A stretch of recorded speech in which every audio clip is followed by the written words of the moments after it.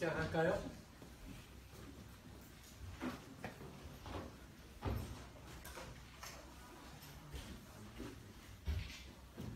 자, 우리가 앞에서 이렇게 여러 가지 지침에 대해서 이야기를 했다면, 그럼 이제 구체적으로 실제 시스템을, 인터랙션을 설계를 할 때, 우리가 정해진 어떤 그 양식에 따라서 설계를 진행할 때 크게 두 가지 양식을 우리가 생각을 갖다 한다라고 이야기를 했습니다.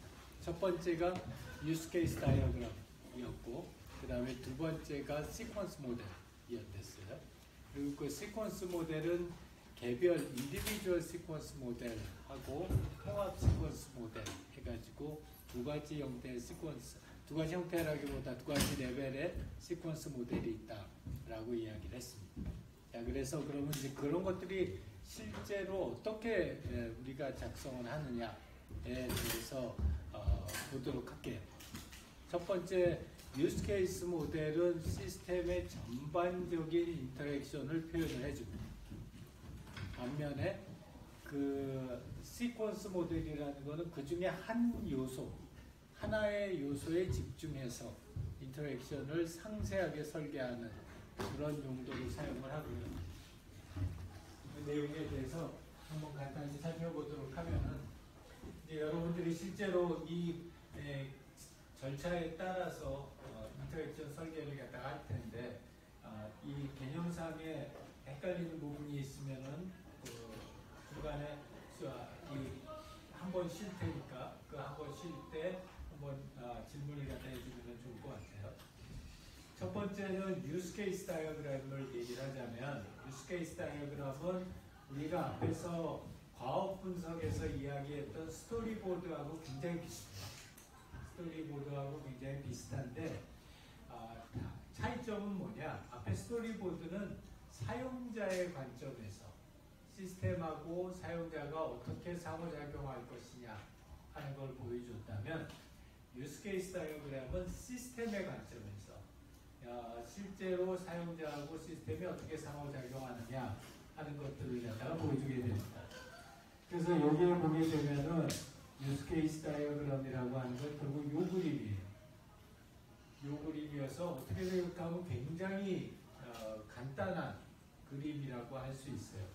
그리고 이 유스 케이스 다이어그램의 근본은 언제냐면, 아주 지금으로부터 한 30년 전쯤 되죠. 30년 전, 30년 더 됐네요. 한 40년 전쯤에 이제 처음으로 객체 지향 프로그래밍이라고 하는 것들이 나왔어요. 오브젝티브 오리엔티드 프로그래밍 랭귀지라고 하는 게 나왔고, 가장 대표적인 랭귀지가 C++이라고 하는 랭귀지였는데, 이제 그런 랭귀지를 갖다 설계했던 사람들이 이런 시스템, 객체 지향 시스템의 인터랙션을 설계하기 위해서 가장 기본이 되는 설계 문서가 뭐가 있을까라고 했었을 때, 이 유스 케이스 다이어그램하고 시퀀스 모델을 갖다 제안을 했어요.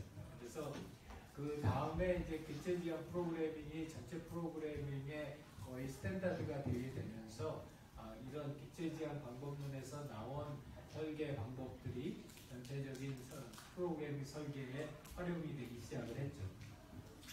그래서 이런 박스가 있고, 이 박스 안에 있는 것이 전체 시스템이다. 그러면 이 박스를 우리가 시스템 경계 또는 시스템 바운더리라고 하고요.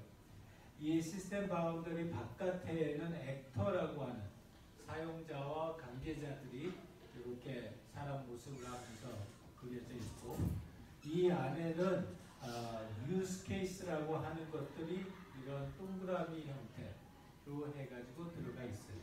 각각의 유스 케이스는 시스템적인 측면에서 봤었을 때 하나의 기능이라고 보면 돼요. 그래서 이 하나의 기능이라고 하는 것이 이 하나의 동그라미로, 유스 케이스로 해가지고 그려져 있고, 이 동그라미하고 동그라미 사이의 관계를 어소시에이션이라고 해요. 연관이라고 얘기를 하고, 그래서 사용자하고 직접적으로 연관되는 그런 유스 케이스들도 있고, 더 복잡해지면 이 안에 유스 케이스와 연결은 되어 있지만 사용자하고는 직접적으로 연결되어 있지 않는 그런 유스 케이스들도 또한 존재할 수 있어요. 그래서 이런 연관관계들까지를 포함하는 이 전체적인 그림을 우리가 유스 케이스 다이어그램이라고 합니다. 그래서 이런 유스 케이스 다이어그램을 그리게 되면은 우리 시스템의 큰 기능적인 모듈은 어떤 모듈들이 있고 그 다음에 그 모듈들 간의 관계는 어떤 관계를 가지고 있고 그 다음에 그런 각각의 모듈들은 어떤 유형의 사용자에게 활용이 되는지를 갖다가 물론 이제 좀 복잡하긴 하지만 한 장의 그림 속에다가 표현해 줄 수 있는 것. 그것이 이 유스 케이스 다이어그램이라고 볼 수가 있고요. 그래서 일반적으로 우리가 액터라고 했었을 때는 사용자하고 상호작용하는 시스템과 상호작용하는 모든 형태의 사용자들, 종류의 사용자들을 갖다가 의미하고 관리자도 당연히 있을 수 있고요. 그 다음에 클라이언트도 있을 수 있고 그 다음에 어떤 특정한 모니터링을 하거나 기능을 담당하는 외부에 있는 시스템일 수도 있어요. 그래서 사람일 수도 있고 관리자일 수도 있고 외부의 시스템일 수도 있다는 것이 액터가 가지고 있는 굉장히 다양한 거고요. 그 다음에 유스 케이스 같은 경우에는 해당되는 특정 시스템의 기능이라고 보고 그 각각의 기능 세트는 그 안에 여러 가지 다양한 형태의 절차를 가지면서 만들어진다라고 볼 수가 있습니다. 그래서 이러한 것들을 갖다 모아놓은 것이 이런 전체적인 유스 케이스 다이어그램이고요. 여기에 유스 케이스 다이어그램을 요거는 마음 검진이라고 지금 실제로 서비스 되고 있는 하이의 서비스에 대한 유스 케이스 다이어그램이에요. 그래서 이 다이어그램을 보면은 신규 가입자가 본인의 검진 코드를 입력하고 회원 가입을 하면은 의료기관하고 기업하고 매칭을 갖다 시켜주게 되죠.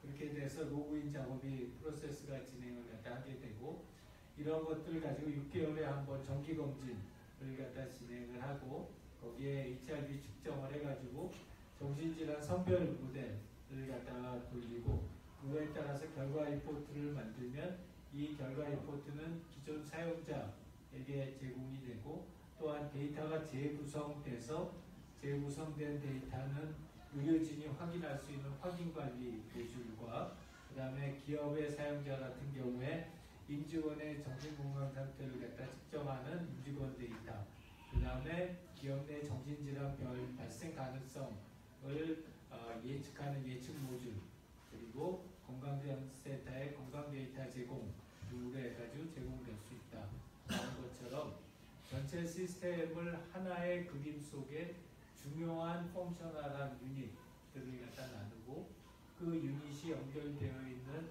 대표적인 사용자의 유형을 놔두는 것. 이게 이제 우리가 유스 케이스 다이어그램이라고 얘기를 하고요.